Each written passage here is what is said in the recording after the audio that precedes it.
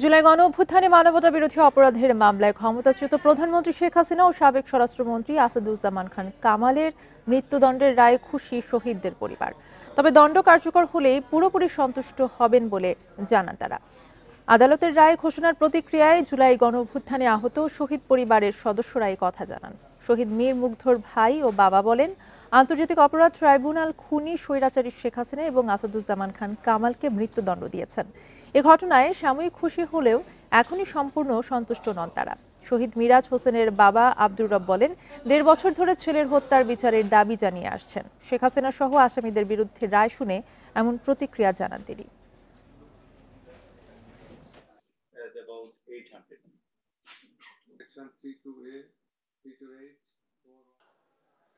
চৌধুরী আব্দুল আল মামুন তার নির্দেশে অনেক আমাদের সন্তানগুলাকে পাখির মতো গুলি করে হত্যা করা হয়েছে।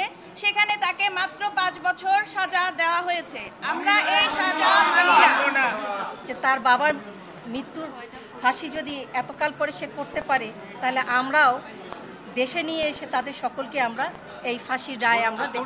আইজিপি চৌধুরী আব্দুল্লাহ আল মামুনকে যেহেতু সে রাজসাক্ষী হয়েছে, সেই পরিপ্রেক্ষিতে তাকে 5 বছরের সাজা শোনানো হয়েছে, যেটাতে আমরা সন্তুষ্ট না। সাবেক আইজিপি চৌধুরী আল মামুন তার যে রায়টি এসেছে তাকে সেটি আমরা প্রত্যাখ্যান করছি এবং সেই রায়ের বিরুদ্ধে আমরা আমাদের শহীদ পরিবার এবং আহতদের পক্ষ থেকে আমরা উচ্চ আদালতে আপিল করব।